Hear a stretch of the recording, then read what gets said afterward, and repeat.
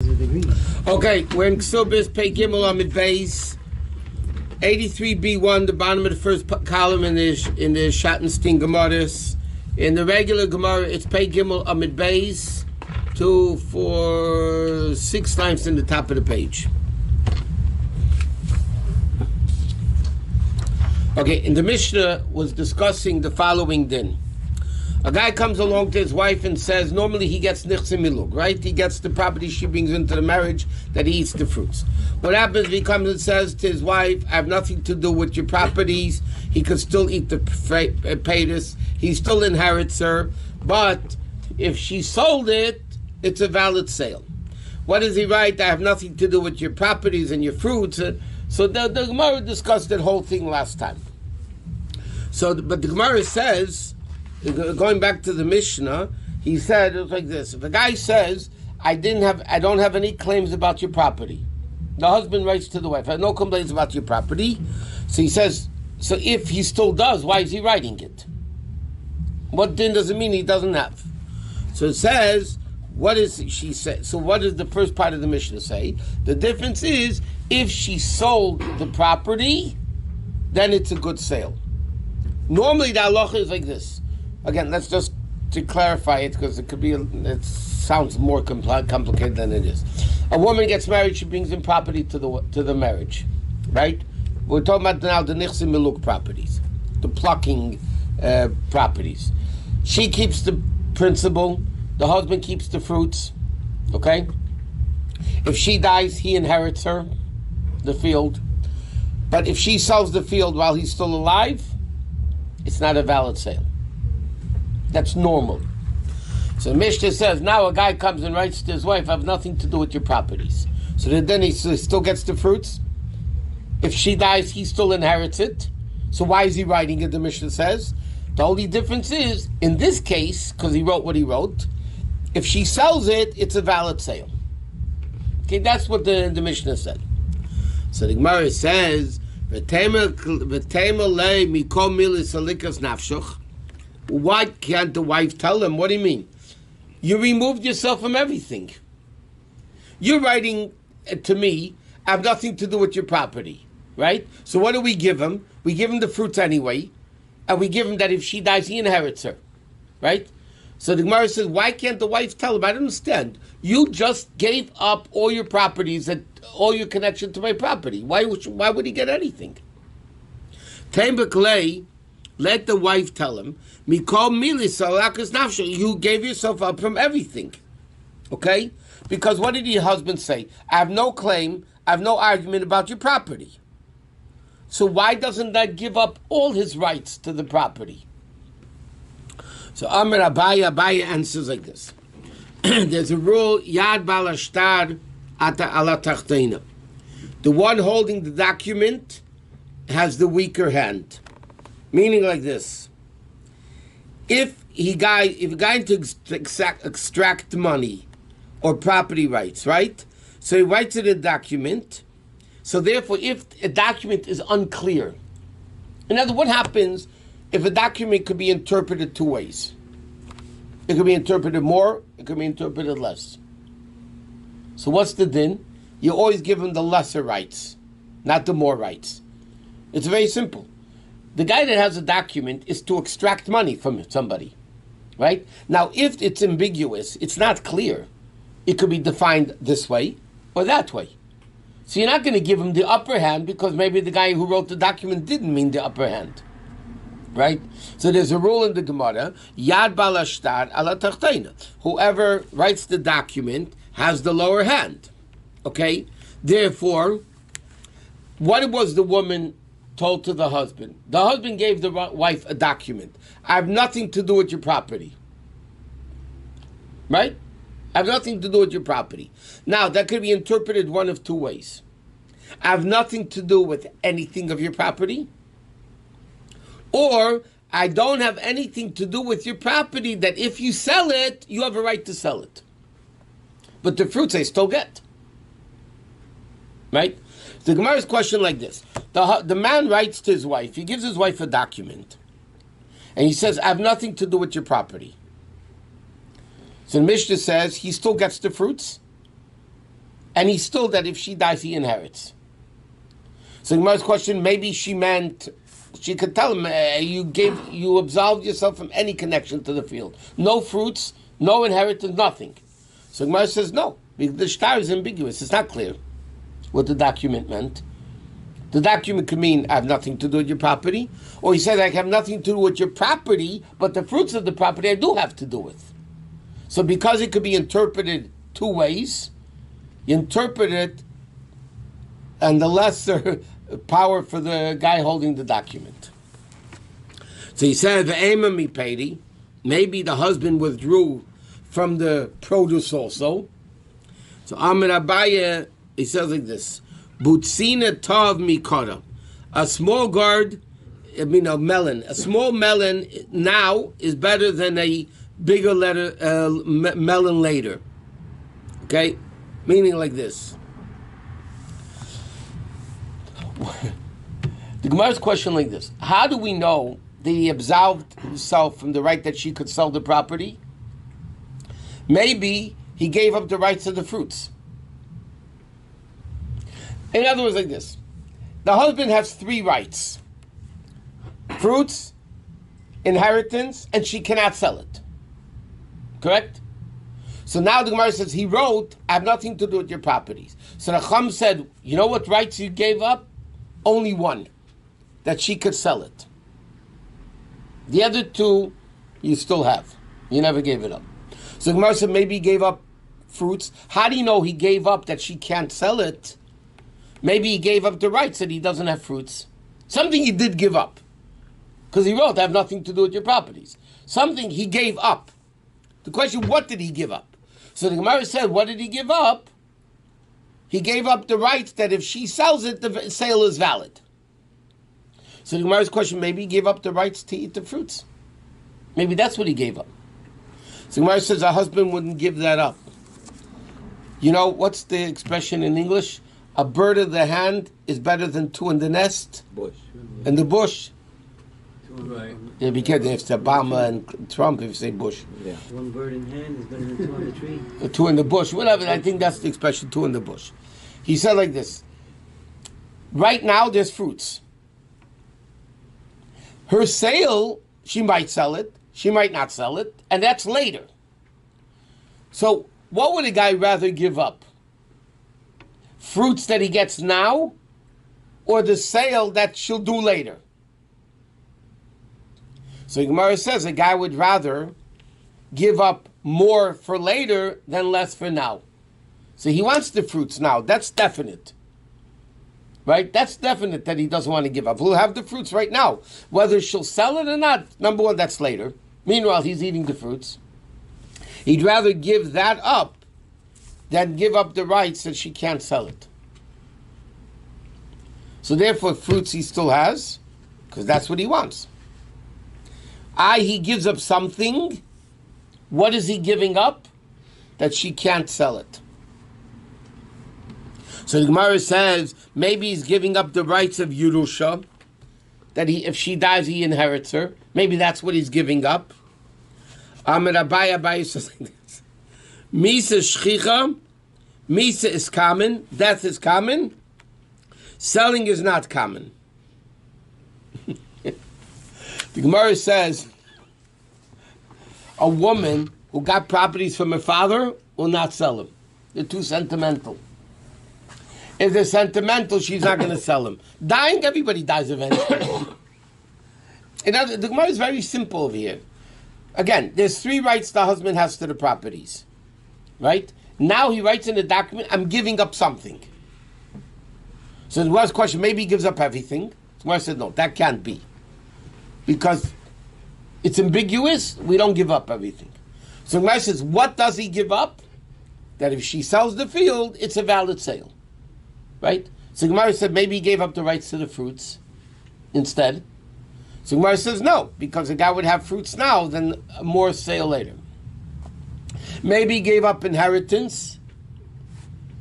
Right? That if she dies, he inherits it. The Gemara says, no, because death is common.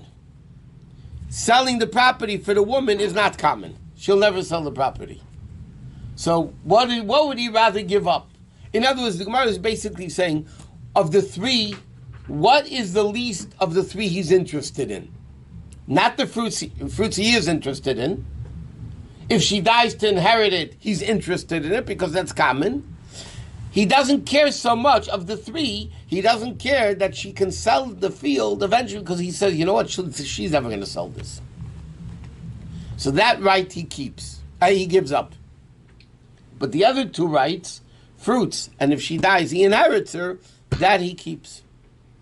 Because that's what he wants. How do we know he's only giving up one right in his thing versus more than one? Because if it's ambiguous, if it's not clear, we give him the least possible. So if he says, I have nothing to do with your property, and there's three things that has to do with the property, he gives up only one. Okay? Not all three. Not even two. Because if it's not clear, you give him the least. So what's he giving up? One. Of the three, which is the most probable that he wants to give up? Not the fruits. Not that if she dies, he inherits her. What is the least beneficial for him? Meaning, what's the best for him to give up? That if she sells it, he loses it. Because he says that's not common, number one. Meanwhile, until she sells, I'm going to eat the fruits anyway. So that he doesn't care so much about. So that he's willing to give up. Once she sells it, does he still get the fruits? No. Okay. No, normally she's not allowed to sell it. Normally. Right. She's not allowed to, and if she does, it's not a valid sale. So the husband goes and takes the fruits. But this case, the husband says, I give up the rights. So therefore, if she sells it, it's good. But once she sells it, in that case, the husband doesn't get the fruits anymore. Why are we concerned here? In case they sell and the new owners have the right to kick this guy out in case he comes in? Or... But the question, do they have a right to sell or not? That's the question. Normally, a wife does not have the right to sell nichsi melug as long as the husband, even though it's her property, by the way. But the fact that Torah gives him the fruit, or the chachamim give him the fruit, so she can't sell the property because then the rights to the fruit he doesn't have. Because if she sold the field, the new owner is not going to give him fruit. So therefore, she can't sell it. But what happens if he says, I have nothing to do with your property? He's giving up that right that he has. And the guy could give up his financial rights and say, it's not mine anymore.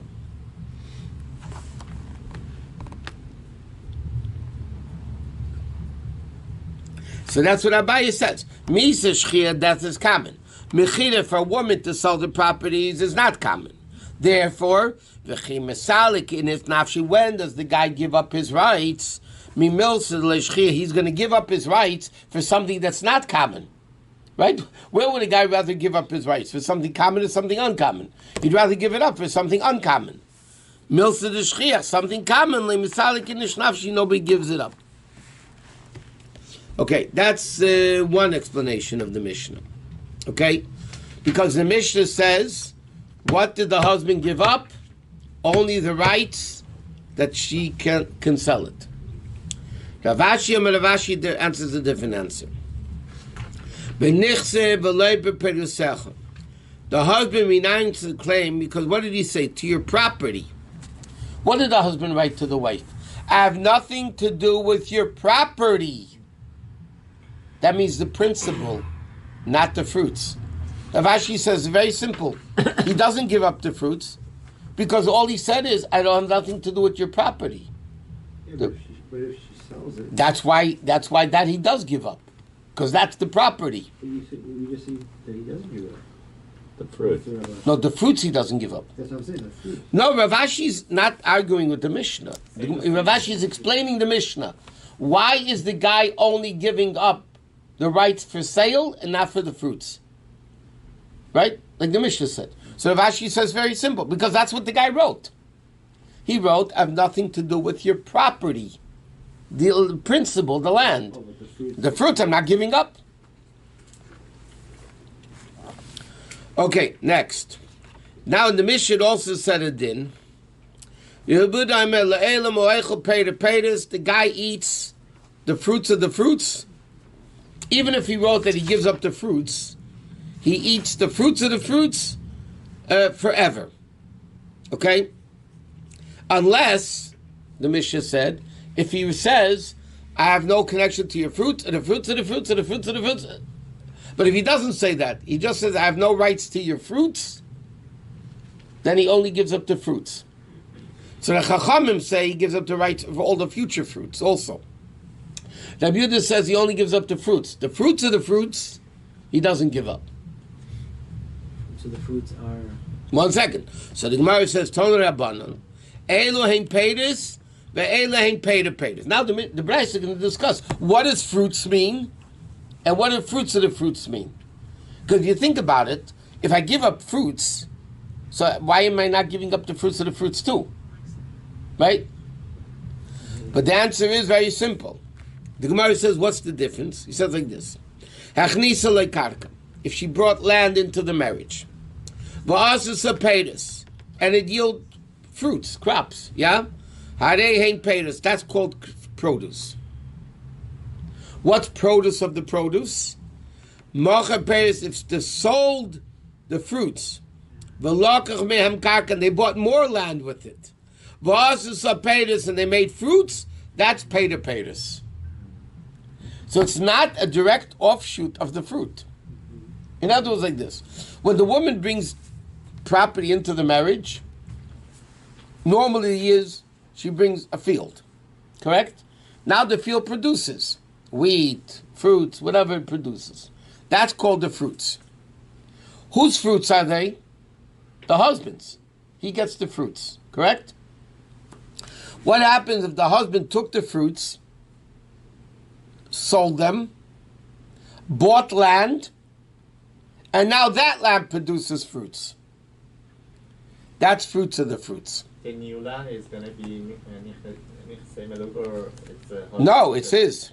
But he only gets the fruits. He can't eat, he can only have the... You could sell the fruits. So there's not going to be any argument over that. Huh? So there's not going to be any argument over the produce of the new land. No, it says like this. He didn't pronounce... Okay, listen. The case, he brings that down at the bottom. The husband renounced the right to the produce, right? That's the case of the Mishnah. He said nothing to do with the produce. So therefore, whose produce is it? The wife's, not the husband's, because he gave up the right to the produce. He clearly said, I have nothing to do with the produce. Okay. Now, if she chose not to eat the fruits, well, what she did was, she invested it. But she sold So it. now whose land is it? It's hers. Correct? But it's also dinam nichsi meluk. Therefore, the fruits of that land, that the husband, according to Rabbi Yehuda, not the Chachamim, according to Rabbi Yehuda, the husband can still get. So it's not that the husband sold the fruit on board. No. Even though he says he before, but it's wrong. It's the... She, because he gave up the right. Right. Rights of benefiting from. Right. But the Chachamim hold... So Rabbi Yehuda says like this. I gave up the rights to the fruit. But this is fruits of the fruits. So therefore I still get it. The Chachamim hold, no. Where did this land come from? From the original fruits that she sold to buy the second land. Correct? Where did it come from? The fruits. From the fruits. They bought the land. The fruits belong to So the land is fruits. And therefore the fruits of the fruits are just like the fruits. And therefore it's given up. Okay. So now the question is like this. The question was asked. Huh? The question was asked. Rabbi Yehuda. When the Mishnah said, Rabbi Yehuda says, he gets the pay to paytis. Yeah? Pay to paytis. So now the question is, does pay to paytis mean the fruits of the fruits only? Or does it mean the fruits of the fruits of the fruits of the fruits of the fruits of the fruits forever? Rabbi Yehuda just says he eats the fruits of the fruits. He gave up his right to the fruits, right? So Chachamim say he gave up the rights to the fruits, that's it. You're done with the fruits completely. Rabbi Yehuda says, no, he can't eat the fruits, but he can eat the fruits of the fruits. So now the Gemara's question is, does Rabbi Yehuda mean the fruits of the fruits, that's it? Or do you mean fruits of the fruits of the fruits of the fruits forever? That was the Gemara's question. Iboiluhu. Rabbi Yehuda paid dafka doesn't mean only the fruits of the fruits. Or Dilma ad olam dafka. Or does he mean any forever? Or Dilma tavayo dafka. Or maybe, does he mean forever or does he mean only two? Okay, now what the Rabbi say he gets only the fruits of the fruits and that's it? Or maybe he gets forever. And the Gemara says like this. Imtim Salemer Peder Dafka, if you're telling me it's only Peder he gets, Rabbi Yehuda writes in the Mishnah, La'olam. Why does he say the word La'olam? Ad Olam Lamali. HaKamash Malon, it means, Kivan the Kosula Peder once he writes, this is the Gemara's answer. Okay? Now, the Gemara is first explaining the question of the Gemara. Why did the guy write Ad Olam? So you can't say he means only the fruits of the fruits, because he says Ad Olam forever. Okay, so it's like to command the Kosule Ad Olam Dom, it's like he wrote it forever. Or Im Tim Salema Ad Olam Peder Slamali. Basically, Rabbi Yehuda, the Gemara is explaining, what's the question over here? Rabbi Yehuda is contradicting himself. He says, the guy can have the fruits of the fruits, yeah, and then he says forever, ad olam. Now, if he meant forever, why did he write fruits of the fruits? He should just say he has the fruits forever. Well, he does. It's a low one. Yeah, but he says, but why does he write Peder? He says, "Only ad olam." Now, what the Gemara is saying like this: Rabbi Yehuda says in the Mishnah, he gets the fruits of the fruits unless if he writes, "I have nothing to do with your fruits forever." So why did Rabbi Yehuda write that? So why did he write? He's like, so to speak, very unclear.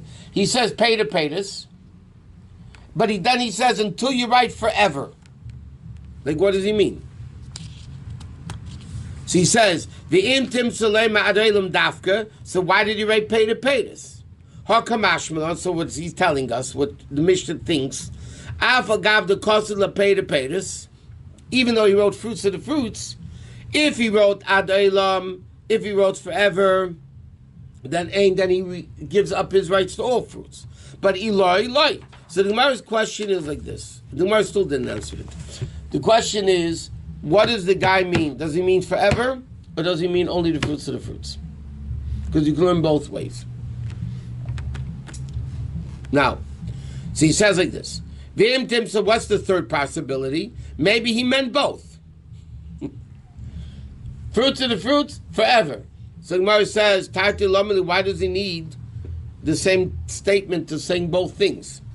So we see it's needed. If he wrote Peder, right? If he only wrote Peder, he didn't write forever, I would think only the fruits of the fruits he doesn't eat, but the fruits of the fruits he does eat. Therefore, he needs to say Ad Olam, which means forever. But if he wrote Ad Olam and he didn't write Peder, I would think that he doesn't even get the first original Peder. So therefore, he says, it's the Peder. And the Gemara is unresolved, by the way. The Gemara doesn't answer the question. The Gemara's question is like this. What does Rabbi Yehuda mean? Rabbi Yehuda says, again, a very ambiguous statement. Rabbi Yehuda writes like this. A guy says to his wife, I have nothing to do with your fruits. Okay? As he writes clearly, I have nothing to do with the fruits. Chachamim say, that's it. No more fruits forever. He's done. It's the wives. He has nothing to do with the fruits. Comes along Rabbi Yehuda and says, no. He eats the fruits of the fruits, unless if he writes, I have nothing to do with your fruits, and the fruits of your fruits, and the fruits of your fruits, ad olam forever. So why is he writing two things? Fruits of the fruits, and forever. So Gemara said it could be defined two ways. It could mean he never gets it, It could mean he does get it. So the Gemara's question, what does he mean? And the Gemara doesn't answer it. The Allah is like the Chacham anyway.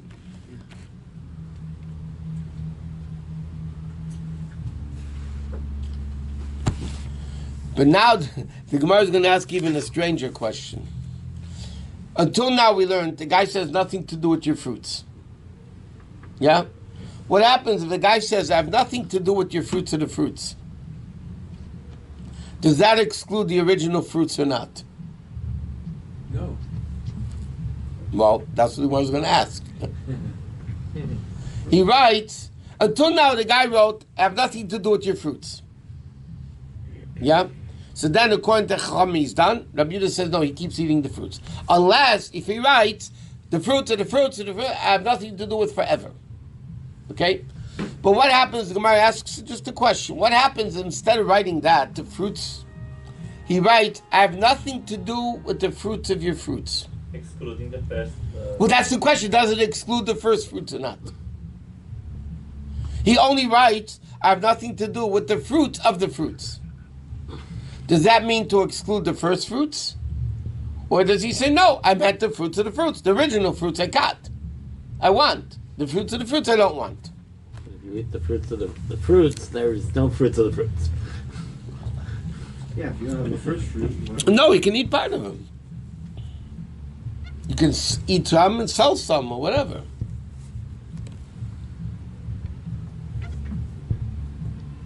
But he would be doing the selling, or she would be doing the selling. That's the question. Who is he giving up the rights of the fruits? So if you, I don't understand, if you give up the rights of the fruits, you give all the rights up. But he didn't say fruits. No, but he didn't say fruits. He said fruits of the fruits. I'm not talking about properties now. A guy says to somebody, I don't have anything to do with your grandchildren. But the great-grandchildren is okay. But no, the children I'm saying. Somebody says to somebody, I don't want to have anything, I make a vow, I don't want to have anything to do with your grandchildren. Yeah? Can he have to do with the children? Yeah, you can do That's a similar question here. Yeah, good question. Sure, you can do the children. Yeah. But the question is, he wrote grandchildren, so maybe he meant only grandchildren. Right. Or maybe not. That's the Gemara is going to explain the question. He writes, I have nothing to do with the fruits of the fruits. Does that exclude the original fruits? Or doesn't it exclude the original fruits? That's the question. It sounds to me the fact that he's specifying it that way. Sounds to me it's only regarding those fruits of the fruits, not the fruits itself. Yeah. Because he's specifying it. Yep. Otherwise, why would he specify it that way? Because maybe by using the words the fruits, he means any produce of the field at all. The question, what does he mean? That's the question. By the way, it's interesting. Even if you ask the guy what he means, and he says what he meant, it doesn't mean anything. Because a chum, all these things, when there's a language in a document, or language somebody says, the Gemara says, what do most people mean by that phrase? He can come along and define whatever he wants. The question is, we don't care what you say it means. What does this phrase legally mean?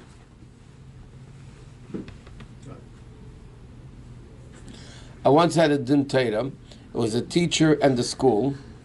Okay? The document, it was a very interesting document. They're paying him for 12 months. No. They're paying him for 10 months. For a year with 12 months. No. Trying to... Basically, what the document really said, that we're taking your 10 months salary... Dividing it by 12. Dividing it by 12. Right. Paying less. He wanted to get paid separately for the summer. Because he said it says there 12 months. Instead... Right. What does that do with summer, though? Because he only taught 12 months. 10 months. Of He taught 10 salary months. Divided into Summer's 12 usually 3 payments. months anyway. So why? 2 months, okay. Oh, okay. 2 months? Yeah, officially school's 10 months. Oh, so they wanted to pay him salary. Okay, that's true. But, so the guy was saying, no, you have to pay me for summer too. But when we looked at the actually, when you looked at the contract, it said clearly we're paying you 10 months divided over 12. So then he didn't get paid for this. It said clearly he's not getting paid for this There's summer. no argument. There was no argument. But the guy, he misinterpreted the contract. So even though he thought that's what it meant, or even in Bezdin today or in court, you produce a document in court. And the guy says, no, that's not what I thought it meant. Yeah? But the lawyers in the court or in Bezdin look at the document and they see that's not what the document says. We don't care what you thought it meant. It doesn't matter what you thought it meant. The question, what does it say? Because you signed it. You know, when a guy's in any law, Sure. you sign a document and then in the court it said, no, I didn't know that that's what it meant. I mean, you're a moron. Go check it over. But if you signed it, you're signing what it says, not what you thought it meant. Sometimes there's so much stuff to read, though. I know, but sometimes that's what they do.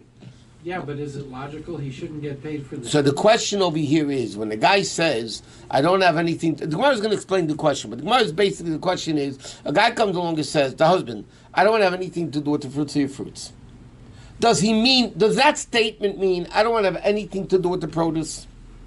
Even the produce of the produce? Or does he mean, no, only the produce of the produce I don't, but the produce I want? What does that language mean? That's the Gemara's question. So Gemara says like this: I have nothing to do with your property, which doesn't mean anything. Ube pays the fruits of the fruits. Is he allowed to eat the original fruits, the produce of the field? Do we say mi peda salak nafshe? He only removed himself from the produce of the produce. But mi peda le salak nafshe, but from the fruits he didn't give up. Or dilma mi komili salak nafshe, from anything that has to do with the field, anything that's the produce. Okay? Now, and the Gemara's question, by the way, Rashi says is even according to the first opinion, the Chachamim. The Gemara is asking a very simple question, nothing to do with the argument of the Chachamim about fruits of the fruits.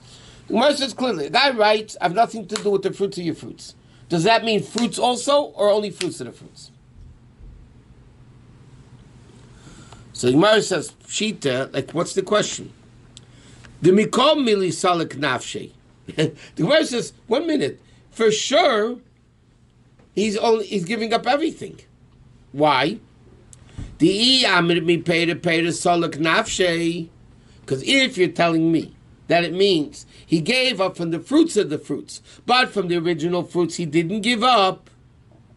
So if he consumes the produce, where are you going to get produce of the produce? Like you asked. He ate it. If you eat it all up, so how can you get produce? What did the Gemara say? Produce of the produce. What's that? What's produce of the produce? What does produce of the produce mean? You take the produce, instead of eating it, you buy land. Right. And that produces produce, right? Or you make fruit cake out of it. A fruit cake. Or lemonade, when you get a lemon. Now, but you won't get a lemon at Toyota of orange.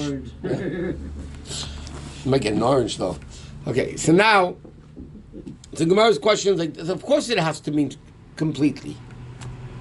Because you can only have fruits of the fruits if he doesn't consume the fruits. Yeah. If he consumes the fruits, then there's no possibility to have fruits of the fruits. Correct? So when a guy says, I'm giving up my rights to the fruits of the fruits, it must mean the fruits also. Because if he can't eat the fruits, why is he saying from the fruits of the fruits? There isn't any. Well, it doesn't mean he ate them all. He could have ate some and left over some fruit. Oh, 1 minute. No. So I said this before to you, by the way. He ate some and sold some. Right. Okay, but so the Gemara right away is tamech according to your reasoning. It said in our Mishnah, he doesn't eat the fruits, but he eats the fruits of the fruits. Rabbi Yehuda says, a guy, what does it say in our Mishnah? A guy says, I have nothing to do with the fruits. He can eat the fruits of the fruits. But the Gemara says, how is that possible? If he eats up the fruits, how can he eat up the fruits of the fruits? Right? So what do we mean? Ella, what does it mean? B'deshaita. he left over some fruits. He ate some and left over some, and that the wife sold. Hachanami b'deshayis. So the question is also is the same thing. He meant, I'm going to eat some of the fruit, and I'm going to sell the fruits and buy fruit to the fruits, right? But therefore, maybe I can get the fruit. So the question still stands. The Gemara doesn't answer it, by the way. Again, it's an unanswered question. A guy says, I have nothing to do with the fruits of the fruits. Yeah? Does he mean only fruits of the fruits? But the fruits he does eat? Or does it mean, he has nothing to do with anything of the produce? What did the Chacham say in this case? No, the Chacham say anyway, if the guy removed himself from the fruits, that's it. He's done. Yeah. Whether he eats a half of it or not. Right.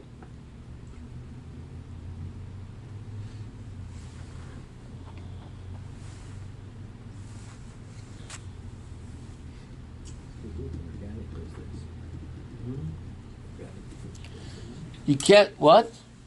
That organic fruit, those are Organic fruits? organic. No. Good tasting. Full of bugs.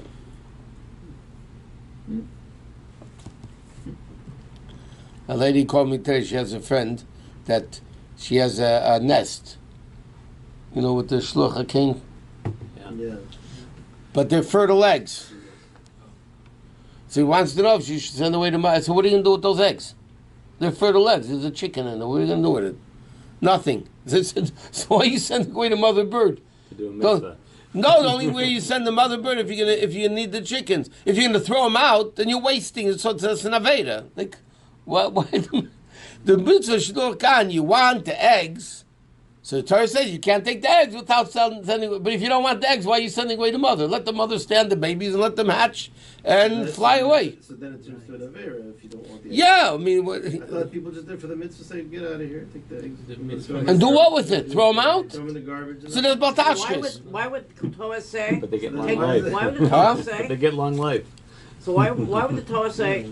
Get rid of the shoot the mother away and keep the If eggs? you want to keep the eggs, If you want the eggs. if you want the eggs, then you send away the mother bird. If you don't want the eggs, what do you send away the mother bird for? You set aside. It's like over here also. You don't want the fruits, I have nothing to do with you. You set aside the eggs to throw in Shabbos. So you just throw in Shabbos on the passerby as a great Instead of the Shabbos. stones, Yeah, instead of the just rocks. take the- But what would you? I'm saying if you did do the shlosh of Kana, what do you do with the babies? I mean, what That's what I'm saying. What are you going to do with them? so what about, No, years ago, people would raise chickens, right? Sure. So they would take, it would be, 6 eggs? I don't know. How many eggs a shot? So considering most people don't raise chickens today, I mean, And they're fertile eggs. They're not eggs you can make scrambled eggs with. They're fertile eggs. Like, what are you going to do with them? I had a case. I know you had a chicken in your house, yeah? Not that. I had a case. I walked by, I found a nest, and I came close to take a picture of the mother bird, and it flew away to a roof, looking down. I didn't know if I could take it or not, because I considered sending it away.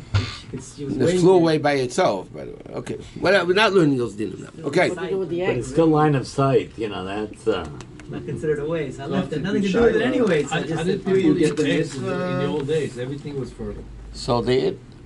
Oh! How do they have regular eggs, you mean? In the old days. Kept the roosters away. Yeah, send the rooster away. chickens Yeah. they did. I don't know how they have eggs. Not all eggs are Same way fertile. they do it now. Huh?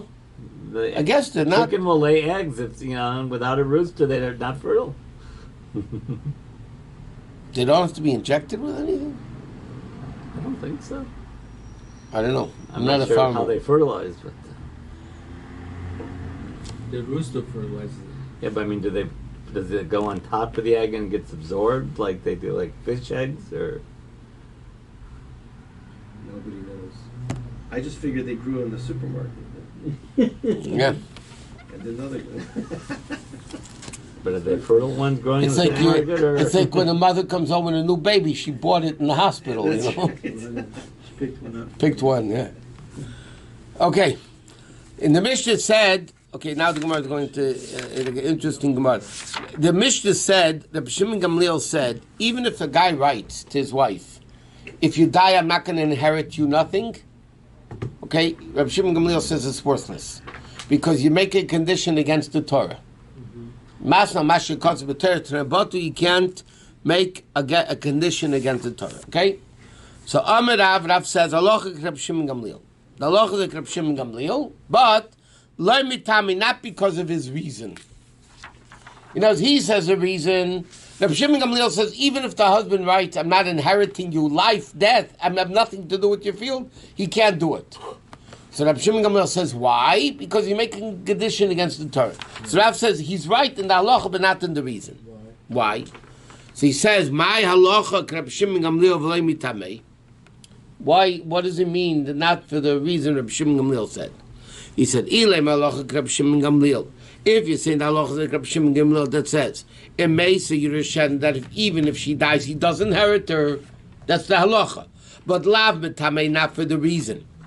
Because Rabbi Shimon Gamliel says it's Masa Masha Kasa B'Teira. You make a stipulation contrary to Teira, and therefore Rav Savar, Tunoi Kaim, so you tell me Rav holds that no.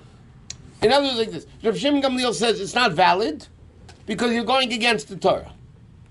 Comes along Rav and says he's right, but not for the reason he says. Right? Because Rabbi Shimon Gamliel says he can't go against the Torah. Does that mean Rav holds he could go against the Torah? I mean, it doesn't make sense. He has a different reason. He said, but does he hold Kasavar Yerusha Sabal Draban? Maybe you could go against the Torah. But he holds this, that the husband inherits the wife is rabbinic. The Chachamim also chizik l'devrem yesim shel Torah. Meaning like this. Rabbi Shimon Gamliel says, because you're going against the Torah. The Torah says a husband inherits the wife, so you can't make a condition the husband will not inherit the wife. Correct? Who's making the condition? Husband? The husband makes a condition, he writes this thing to his wife, I have nothing to do with the produce, I have nothing to do with the field, when you're alive and you're dead, I have nothing to do with it. Okay? So the Chum say, okay, he's done, he doesn't inherit. Correct? That's what he writes, I have nothing to do with it. Comes along, Shimon Gamliel says, no, he still inherits. Why? Because he's going against the Torah. Which means, biblically, the husband inherits the wife. Right? But therefore, he can't go against it. Rav comes along and says, he's right, but not for the reason. So Gemara says, what do you mean?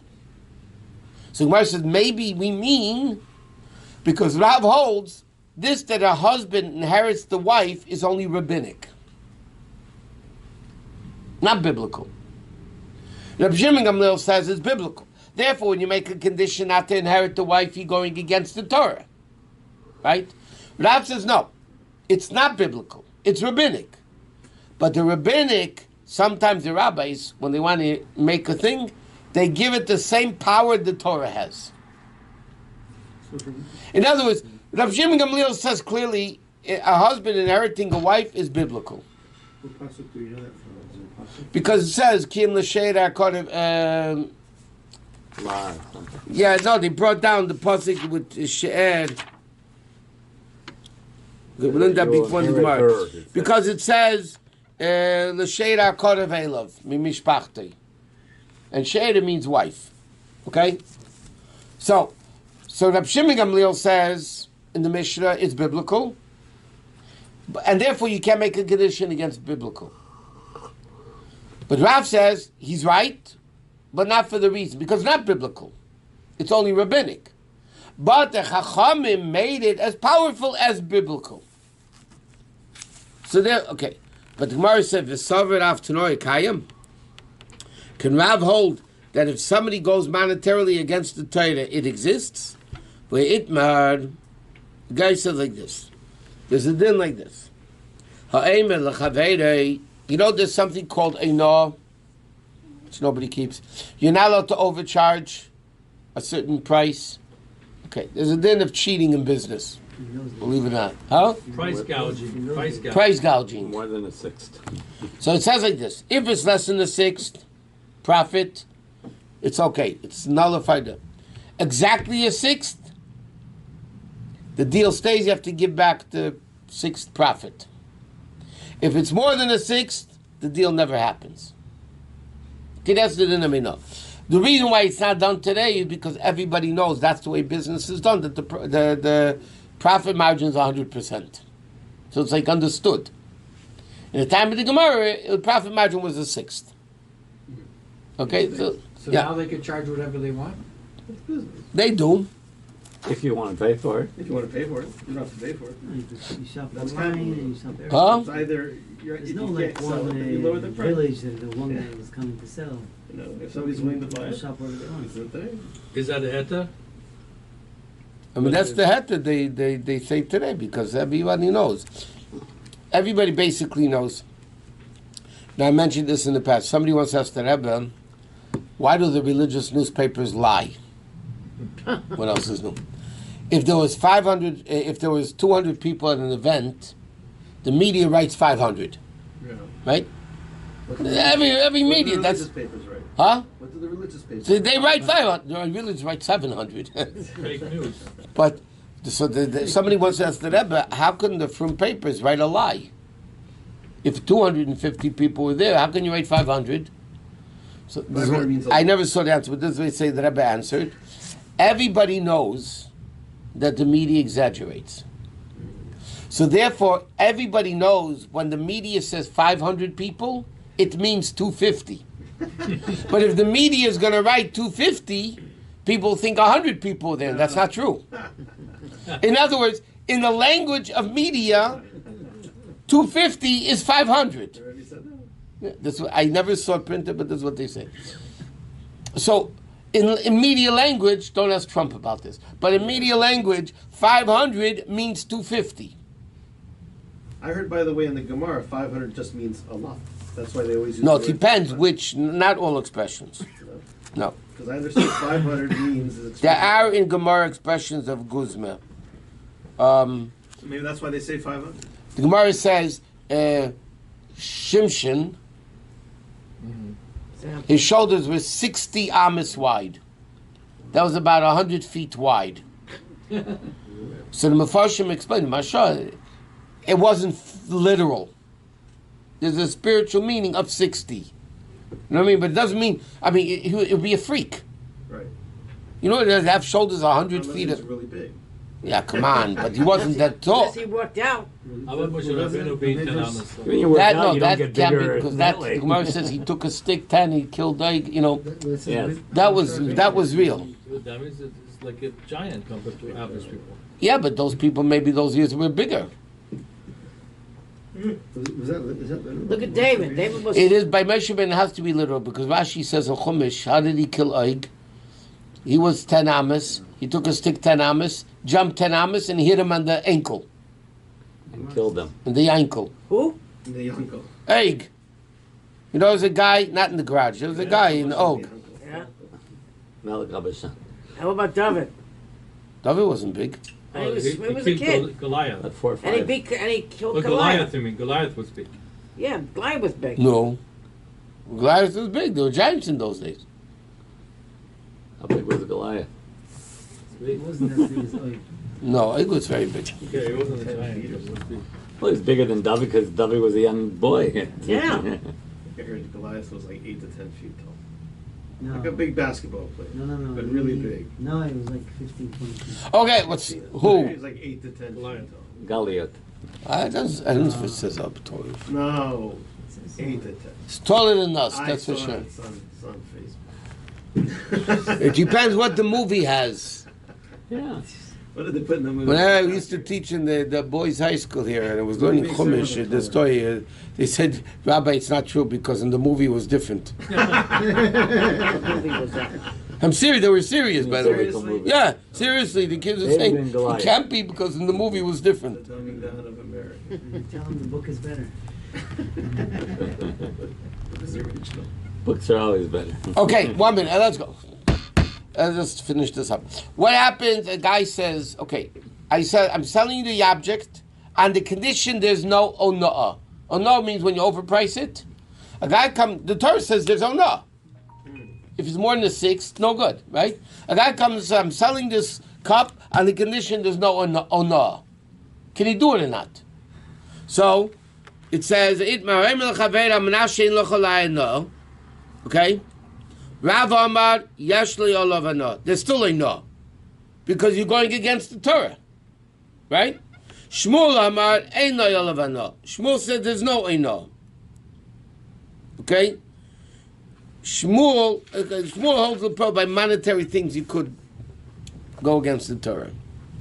But, so you can't... I don't know what that means. What? What does that mean? According to monetary law, you can go against the Torah. What? There's an argument. Okay, the Gemara says a rule: you can't make a condition against the Torah. How about in monetary things? Can I make a condition against the Torah? Example? You stole something from me, so you have to pay double. Yeah. I say pay 1.5 times, or don't pay double, What about pay triple? or well, then for sure the guy's going to say no. Can't make him. Okay, so in other words, A guy's breaking into house. You say, by the way, I want you to know if the condition if you steal, you have to pay 3 times the amount. It's not going to work. Instead of double, the guy is lenient and says, "Give me a little less." Does he have a right to do that? Okay, does he? Okay, so that's an argument. And by monetary things, it exists or not.